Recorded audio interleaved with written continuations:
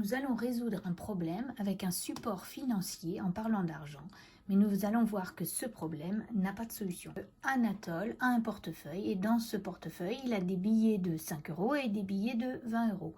Il a 3 billets de 5 euros de plus que de billets de 20 euros et en tout, il pense qu'il a 175 euros. Donc, on nous demande de trouver le nombre de billets de 20 euros d'Anatole.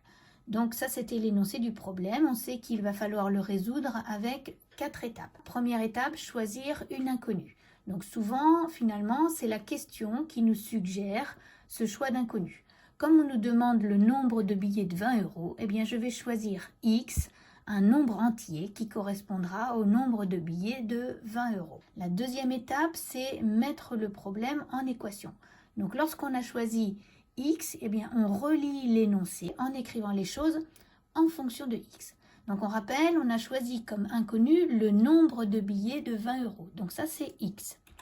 La deuxième chose, c'est qu'on sait qu'il a 3 billets de 5 euros de plus. Donc, ça signifie que s'il a X billets de 20 euros, il a X plus 3 billets de 5 euros. Ensuite, on va chercher la somme d'argent qui correspond à chaque sorte de billet. Donc, si j'avais un billet de 20 euros, j'aurais 20 euros. Si j'avais 2 billets de 20 euros, j'aurais 2 fois 20 euros. J'ai X billets de 20 euros, donc en somme d'argent, j'ai X fois 20. Et puis, si j'avais un billet de 5 euros, ça me ferait 5 euros. Si j'avais 2 billets de 5 euros, ça me ferait 2 fois 5 euros. J'ai X plus 3 billets de 5 euros, donc en somme d'argent, ça me donne X plus 3 fois 5. Ça, c'est l'argent avec les billets de 20 euros. Ça, c'est l'argent avec les billets de 5 euros. Donc, l'argent que j'ai en tout dans le portefeuille ou que Anatole a en tout, c'est X fois 20 plus X plus 3 fois 5. Ça, c'est la somme d'argent en fonction de X. Maintenant, Anatole, il pense avoir dans son portefeuille 175 euros. C'est la somme qui est connue. Donc, cette somme d'argent en fonction de X et cette somme d'argent connue, ça va me permettre d'écrire une égalité et qui me donnera une équation puisque j'ai une inconnue. Donc, x fois 20 plus x plus 3 fois 5 égale 175. Donc, à ce stade-là, j'ai mis le problème en équation. Troisième partie, je dois résoudre l'équation, c'est la partie technique. Donc, x fois 20 plus x plus 3 fois 5 égale 175. Je vais regarder et essayer de rassembler les x. Donc là, x fois 20, c'est 20x. Ensuite, je développe. 5 fois x, 5x.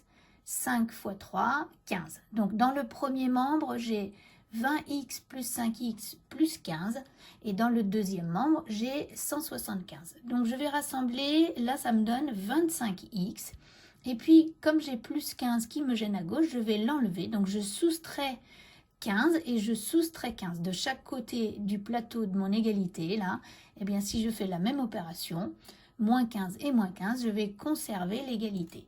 J'obtiens donc dans le membre de gauche 25x, dans le membre de droite 160.